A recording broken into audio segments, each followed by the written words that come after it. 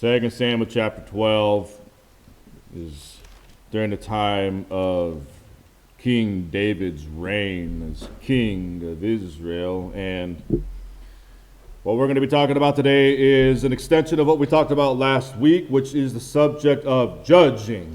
We were in Luke chapter 7 last week. We spent some time there to summarize it for you, to refresh your memories. We saw Jesus being invited to a Pharisee's home for a meal. And while Jesus was spending time with this Pharisee, a woman from town enters into the house. She found out Jesus was there, found opportunity to go in there and pay some respects to Jesus. And the way she does so is very touching. But there's a problem because she was a sinner.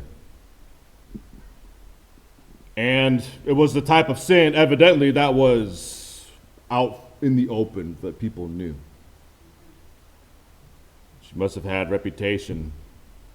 And the Pharisee that invited Jesus over, as she was weeping on his feet, cleaning them and wiping his feet with her hair, this Pharisee can't help but think that this woman is a wretched sinner, and if Jesus really is a prophet, if he really is somebody, he should know this.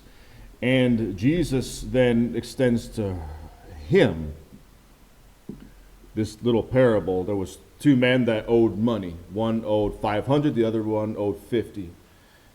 When they both couldn't pay it, the master or the leader forgave them both. Jesus says to the Pharisee, which one is going to forgive or love this man more, rather? Which one's going to love him more? And the Pharisee is able to respond, well, obviously the one who owed more money, 10 times more to be exact, according to the parable. And what Jesus says to him is, you have rightly judged. Now, to remind you of some of the things that we talked about last week, we defined the idea of judging. Judging is a big part of our lives, and the overall definition, just simply put, is to make a decision. And we're doing that all the time. Making decisions all the time. And of course, whenever we're talking about in this kind of context, what we're doing is we're mainly talking about judging, making decisions about other people. We do that all the time. And you really can't get rid of that. It's not like you can just stop making decisions about people. You have to. I tell you what, any stranger who walks up to my kids is guilty until proven innocent, you know. That's just the way it goes. I'm going to be nice to you. I'm going to be polite, but I got my eye on you, boy. Like I tell you right now. And that's just the way it is. That's a decision that I have made. And that's not going to go away because I have been told, I have been charged by the God of heaven to protect my family. I'm going to do that. So that's what we talked about last week, just to give you a recap, a summary, making decisions, and some of the things that are involved with that. Now I'm going to take you to 2 Samuel chapter 12, and we're going to read this story. 2 Samuel chapter 12 and verse 1, it says, And the Lord sent Nathan unto David. And he came unto him and said unto him, There were two men in one city, the one rich and the other poor. The rich man had exceeding many flocks and herds, but the poor man had nothing save one little ewe lamb, which he had bought and nourished up, and it grew up together with him and with his children, and did eat of his own food, and drank of his own cup, and lay in his bosom, and was unto him as a daughter. And there came a traveler unto the rich man, and he spared to take of his own flock and of his own herd, and to dress for the wayfaring man that was coming to him, but took the poor man's lamb and dressed it for the man that was come to him. And David's anger was greatly kindled against the man. And he said to Nathan, as the Lord lives, the man that has done this thing shall surely die. And he shall restore the lamb fourfold because he did this thing, and because he had no pity. Okay, now, David made a decision, correct? He made a decision about this man, this rich man who should have known better, who was doing this had this wretched heart, obviously, stealing from the poor man. And David quickly made a judgment upon this rich man. Now, it's really interesting when you stop and think about it. Was he justified in his judgment? He was. Not a single one of us would watch this take place and be like, well, that's okay. Not a single one of us would be okay with what was done. And he makes this decision very quickly, but of course, when we know the panoramic view of the story, we know what's really going on. Take a look at verse 7 now. It says, and Nathan said to David, you are this man. So we just stop right there. Now, this is immediately following when David saw another man's wife. David had everything. He had so much. And he took another man's wife, a man who was poor and lesser in so many ways, in, of course, prestige and status, but not lesser in heart. And when David made this swift decision about this man, he found himself caught in a mess. He made this judgment. Indeed, by judging this other man, this fictional man, he indeed judged himself. I have a saying that I wrote in a poem once. You didn't know I was a poet, did you? I write poetry from time to time.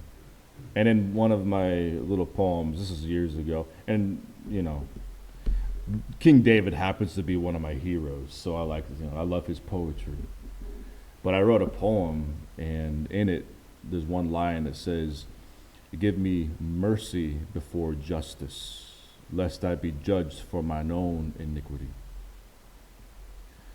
And the problem here is justice is something that we all want. Justice isn't a bad thing. David's decision was a justified decision. But some things are more important to us indeed, truly. Like, we really want mercy more than we want justice. And that's something that Jesus brought to our ears in a most eloquent way, which is going to play a major role in the remainder of our lesson as we talk about the idea of judging, making decisions about other people.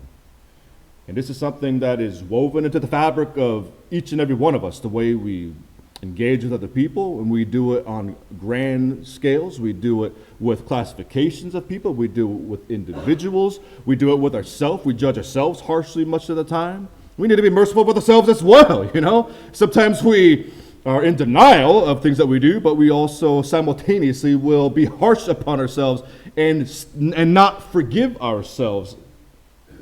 These are things that each true disciple of Christ needs to focus on, pray about, think about, and learn from the Christ about. So we're going to go on over to the Sermon on the Mount now to be further educated on this subject. Matthew chapter 7, where Jesus is preaching the Sermon on the Mount, often referred to as the greatest sermon of all time. It's definitely one of the good ones.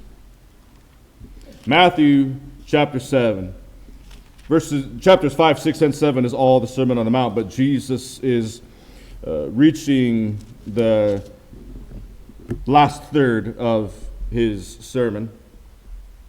He's spoke about a lot of things, and these are the types of things that are applicable to each and every one of us. We need to always be sharpening our senses, our spiritual senses, and that's what we're going to continue doing here. Matthew chapter 7, Jesus moves into the subject of judging. Verse 1, he says, "Judge not, that you be not judged." Verse 2, "For with what judgment you judge, you shall be judged." Now, I want you to spend some time with me this morning really thinking about this lesson.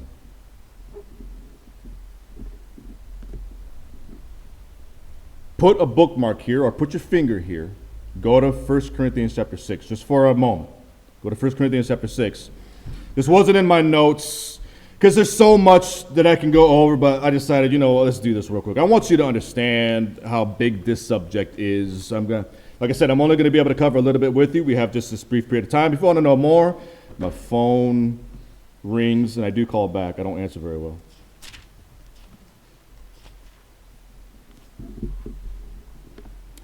First Corinthians chapter 6. This is interesting.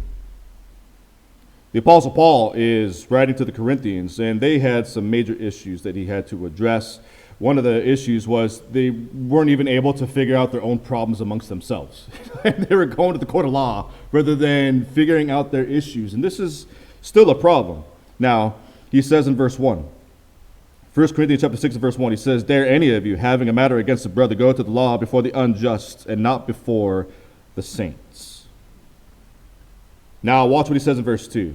Now, when Paul writes this, he obviously had talked to the Corinthians about this somewhere along the way. This was common knowledge for them, but in our modern day period of time, biblical education is becoming less and less and less, and the only thing that we need to do with that is change that. Become a student of the Word. Become a disciple of Christ. Don't just take my word for it. Please don't just take my word for it. Become a student of the Word. And don't just listen to YouTube either. But go to the Word yourself. Let the Spirit of God be your teacher. Let Jesus be your teacher. So, this is something that is even mysterious to me. It's mysterious when we're about to read what we're about to read right here. Verse 2, watch what he says. "Do you not know that the saints shall judge the world?" So he puts it in the form of a question, like, don't you understand that you are going to judge? Now, saints, we're not talking about some overglorification of the idea of a saint. We're talking about the believers. Anybody who has been made holy by the blood of Christ is a saint. So you and I are going to judge the world. What does that mean? We're going to judge the world. I don't know what that's going to look like, but I know that we have hefty responsibility. So, and then he says, "And if the world shall be judged by you, are you unworthy to judge the smallest matters? Decisions must be made." But Jesus is going to be instructing us and teaching us on ways in which to engage in the subject of making decisions about other people, how to judge other people. Matthew 7 verse 1, he says, "Judge not that you be not judged, and the way you judge, you will be judged." It's really interesting because Jesus isn't saying, absolutely do not judge. He's saying, you better be careful how you judge. Because the way you judge, he automatically makes the point that you are going to judge, which, like I said earlier, we are going to be doing this. We are making decisions all the time. But you got to be careful how you do it. So I'll go back to Matthew 7 now. So, judging is a big part of being a Christian, being a disciple. And one of our goals, one of the things that you're going to be needed to be thinking about before or when you leave here today is be churning in your mind and thinking about, how have I been making decisions about other people? How have I been looking at other people? How have I been thinking about this kind of stuff? And what's automatic? Because what's automatic is probably wrong. You know what I mean? Like, just because it's what the culture has started to, make us do, and what my folks, did. Because my dad used to say stuff all the time. When we're driving, and I know you've all had this experience, whether it be your dad or whoever, you're in the car, and they start saying stuff to people, without thinking, when they're in the car about people. It's like, calm down, Dad. like we say things without thinking about it from time to time. And I'll tell you right now, one of the ways that I decided to start changing the way I made decisions about other drivers, this is the true story. Many of you know my mentor, Olin Holderby. He was the preacher here. I was in the passenger seat with him one time. The man was in his 80s. He had only one eye and one ear. How do you think he drove? There you go. And guess who he was getting mad at? The other drivers. And I remember thinking to myself, I'm not putting Olin on the spot, by the way. I have nothing but love and respect for the man. But I remember thinking to myself, you know what I'm saying? And so then I made this decision that I still try to practice to this very day with a few moments of weakness. Whenever you're getting mad at somebody, you might be getting mad because I know other people are thinking the same thing about him. I remember thinking to myself, you might be getting mad at the sweetest, kindest, most hospitable, wonderful person. But then we make very harsh judgments upon other people without really knowing that this guy don't have but one eye and one ear. It's possible he shouldn't have had his license. Yes. But let's move on from that. I hope I showed respect in the way I talked about my dear mentor just now, because I love him dearly. Okay. Verse 2. For with what judgment you judge, you shall be judged. And with what measure you meet, it shall be measured to you again. So Jesus is telling us, as we make decisions about other people, just like David did, for one thing, make sure that you are training your senses and training your decision-making capabilities based off of some of these principles that he's going to bring forth. For one, don't be so quick to judge, because that's exactly what David did. Verse 3, he continues. Why do you behold the speck that is in your brother's eye, but consider not the beam that is in your own eye?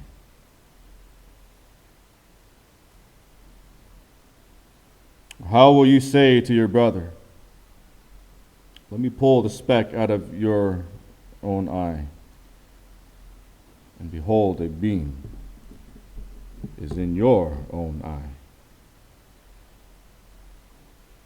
And then he says in verse 5, you hypocrite, first cast out the beam out of your own eye, and then you shall see clearly to cast out the speck out of your brother's eye. So there's two major ideas to bring forth from this. There's the quickness of judging and then the carefulness of judging. That's one idea that I'm bringing to the table right now, to train your decision making, your judging behavior, your judging automation. But also consider now the transformation.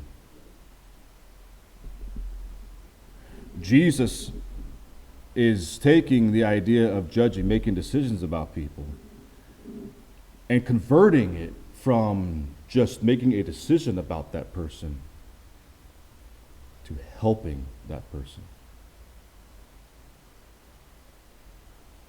There's a big difference in what we usually do. Now, there's a multitude of ways we can do this. I want to throw out a couple of recommendations. Let's go ahead and take the drive in the car for an example. I tell you what, we curse people under our breath. Even if we don't use the actual verbiage, you're doing it. You know what I mean? You're doing it. Doing it right here. It's happening. And what Jesus is trying to get us to do, first off, is to notice yourself first. And if you can convert your mentality into making a decision about somebody else and realizing your own faults and then trying to help that person, there's a lot of happening in that right there. We could be talking about that, thinking about that, and meditating about that for a long time. And one of my recommendations is this. What if you were to convert that into simply praying for that person rather than cursing that person? Does that make sense? That's going to make you feel better, first of all, and even help that person. Do you guys believe in prayer, by the way? Anybody here believe in prayer?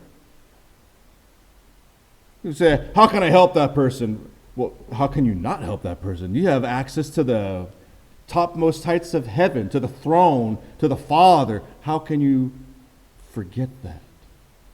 This is for real. Now, I keep on singling out this idea of driving, but I'm talking, this is an all-encompassing thing. You apply this in all aspects of life.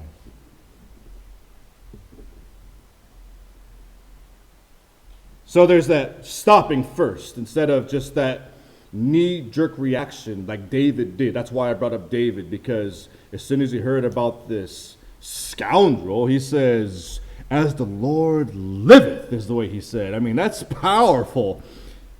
He goes right into it. This man must die and pay fourfold. Well, okay, David, you dead. Now,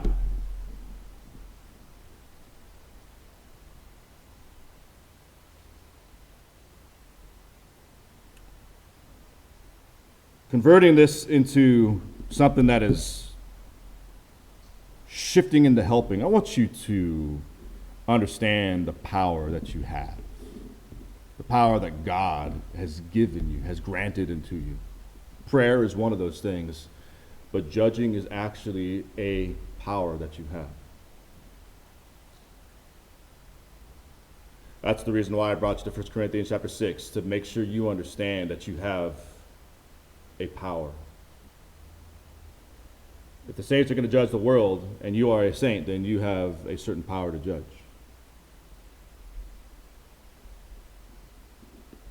How this works is mysterious to me, because I lack understanding in many of the wonderful things that are too beautiful for man to utter.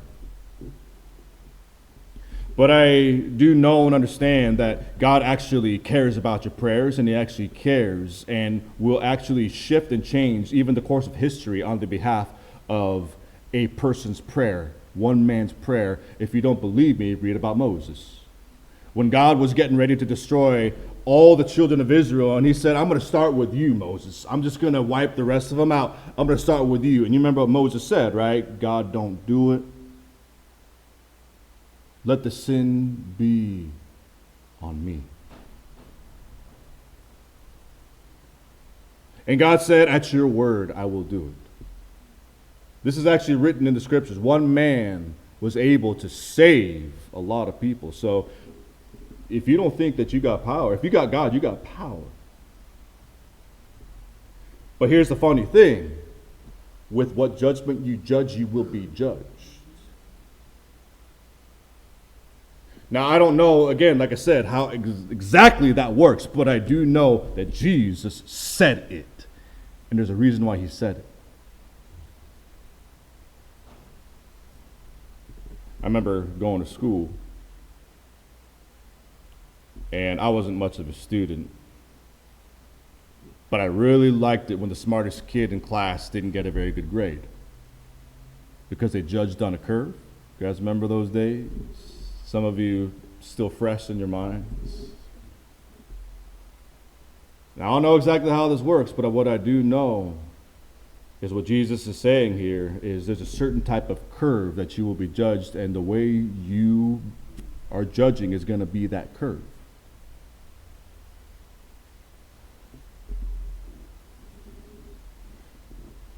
Go ahead and really put some thought into this for a while. I want you to know how serious it is to be a Christian. I want you to know how serious it is to make decisions. I want you to know how much power you really have, how much power your prayer has, how much power your judgment even has. Now, I'm going to take you to an instance in which Jesus is faced with a certain circumstance. John chapter 8. Go with me to John chapter 8. We're going to read another story to pack this in, to understand a little bit more about this subject. Jesus, in the book of John, is at the Mount of Olives. He goes into the temple and he is faced with a situation. And we're going to read the whole story together to get it fully within your minds. John chapter 8, beginning in verse 1. It says, Jesus went to the Mount of Olives, and early in the morning he came again into the temple, and all the people came unto him, and he sat down and taught them. And the scribes and Pharisees brought unto him a woman taken in adultery, and when they had set her in the midst, they said unto him, Master, this woman was taken in adultery in the very act.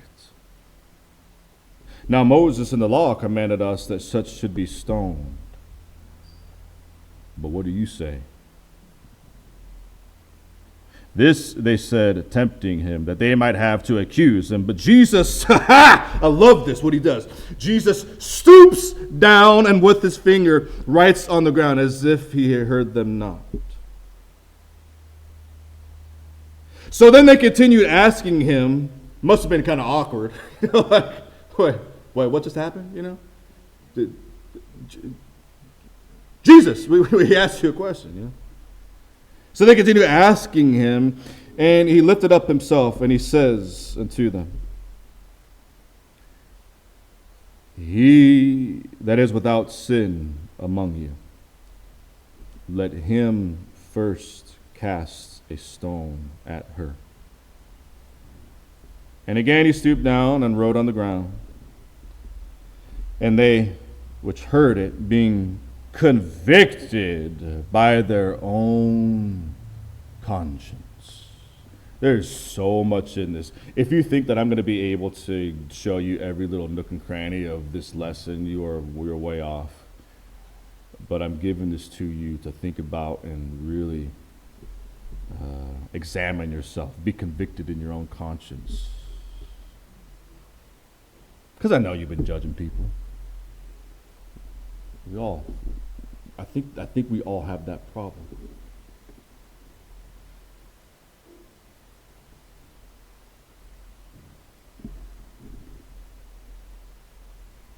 And they went out one by one, beginning at the eldest, even unto the last, and Jesus was left alone, and the woman standing in the midst. And Jesus lifted up himself and saw none but the woman, and he said unto her, Woman, where are those thine accusers? Has no man condemned thee? That word is judge, by the way. Has no man judged thee? She said, No man, Lord. And Jesus said unto her, Neither do I condemn thee, neither do I judge thee. Go and sin no more. Now I'm going to share something with you a little bit here. Now, the Pharisees had a technicality that they were leaning onto. They had some truth with them. Just like David. Remember, I asked you the question a minute ago. If you were to witness and see the same situation, would you not have also judged this man so harshly, who was rich and had plenty, and then steals the little ewe lamb from this poor man?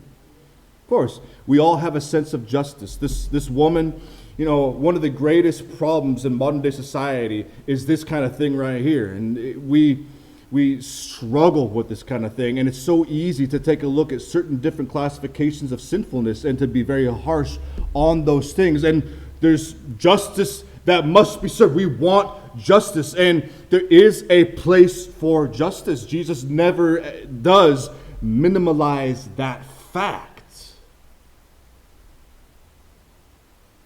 But you know what he does do? Is he connects everybody. And this is something that I noticed in reading and preparing for this that I had never ever seen before. Because here's the fact. Everybody wants justice for themselves. Everybody wants their justice. And everybody wants justice for a few individuals that they really like or care for.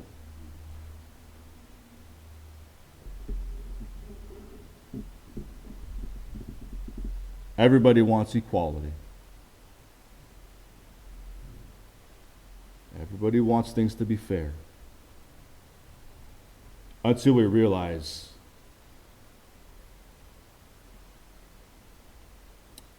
we just can't do that. There's no way to have that. It's circumstantial. There's no possible way.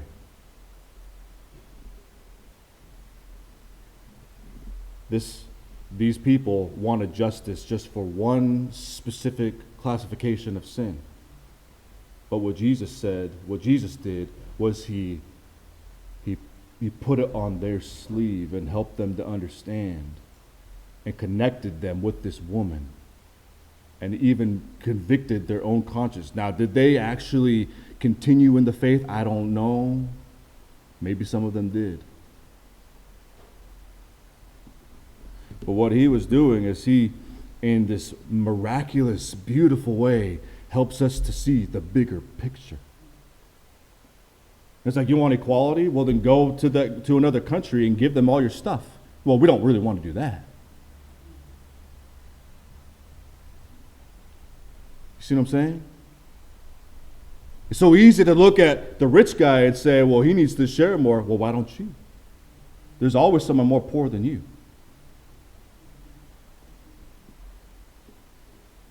Every single one of us wants justice and equality as long as it's serving us and the people that we like. Or our specific things, or the things that make us potentially look good.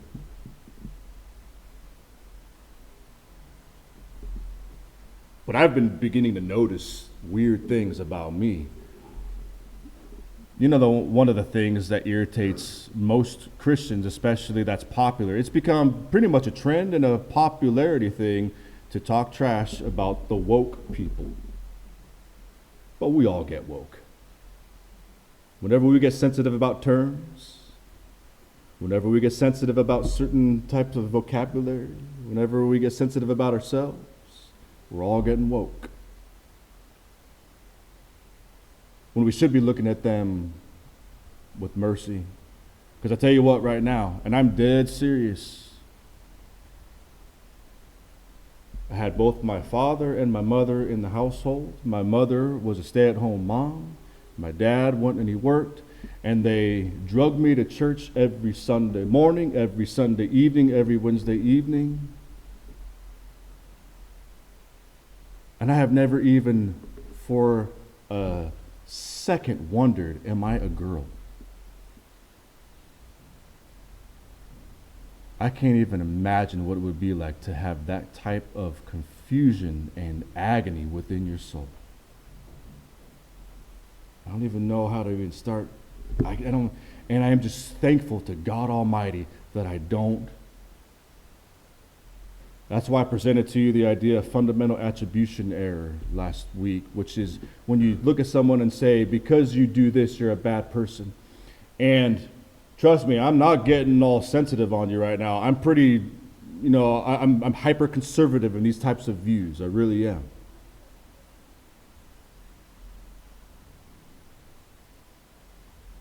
But this woman was caught in the very act. And Jesus flat out says to her, neither do I judge you. If anybody had a right to judge her, it would have been him. Now, you still have to know how to make decisions. You still have to be able to judge righteous judgment. You still have to judge. But you have to do so the way that God instructs us and teaches us to. We're in John chapter 8 right now. And there's so many more little goodies I'd love to get into, but I'm just gonna move on for this moment. Okay, John chapter 8, verse 31. Watch what Jesus says here. Then said Jesus to those Jews which believed on him, if you continue in my word, then are you my disciples indeed, and you shall know the truth, and the truth shall make you free. So there is a freedom that the word brings to these people.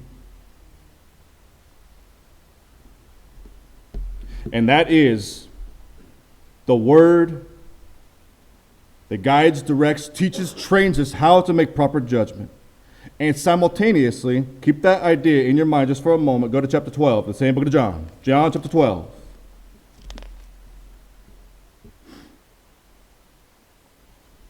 Verse 47. Keep that idea of the word. If you continue in my word, then you are my disciples indeed, and you shall know the truth, and the truth shall make you free. Now watch John 12, verse 47. He says, and if any man hear my words and believe not, I judge him not, for I came not to judge the world, but to save the world. There's a big conversion chart right there, shifting the way things go. Verse 48, then he says, he that rejects me and receives not my words has one that judges him. The word that I have spoken, the same shall judge him in the last day. The more you get to know the word, the more you get trained in the proper capacity to make decisions. You are going to be judged by this word. You have to be moving more and more and more into this word, become more educated in this word. You continue in my word, then are you my disciples indeed, and you shall know the truth, and the truth shall make you free. You have to be able to make decisions. You have to be able to, and it's not an easy thing to do, because we still have to practice justice, but mercy is just more important, because you want more mercy. There is a hierarchy here. And the word is teaching us that right now. That's exactly what Jesus taught us by his example with this woman. He told her, go and sin no more. He didn't say, do what you want. That's not what he said. And now I'll take you back to Matthew chapter 7 to tie it all up. Matthew 7. Remember now, your job is not to just put your hands up in the air and become inactive. Say, well, I'm not supposed to judge. People will use this verse and abuse it all the time. And if you try to help somebody, they'll pull it out and just, say, oh, so you're trying to judge me now, huh? They kind of use that tone. Oh, you're trying to judge me. The Bible says, yeah, it's like the one verse they know. You know what I mean? But we are instructed to help that person. But first, to look at the self. Pull the beam out of your own eye, then you can help that person. So if you're screaming, if you're making harsh judgments, and you're refusing to look at yourself, you've already failed at this most important instruction given right in the Sermon on the Mount. And you do have to be able to make decisions, because there's a reason why I had my son, Cole, read all the way to verse 6. I stopped there, but take a look at verse 6. Matthew 7, verse 6. Give not that which is holy unto the dogs. You have to be able to know who's a dog, but you got to try to help that dog. You either cast your pearls before swine, you got to know who the pig is in the room. But you still need to try to help that pig. So you have to be able to make decisions. way to do it is to be refined and sharpened and trained by the word that will judge you. But remember the kind of power that you have. The power of prayer, the power of judging, making proper righteous decisions. Because that's exactly what Jesus told that Pharisee in Luke chapter 7. You have rightly judged. And our goal is to learn how to rightly judge. So this moment, I hope you rightly judge your situation, examining yourself, understanding that the word that Jesus speaks is what's going to be the real decision-making factor on the judgment day.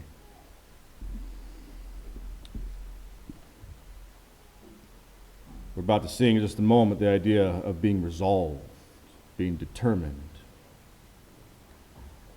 And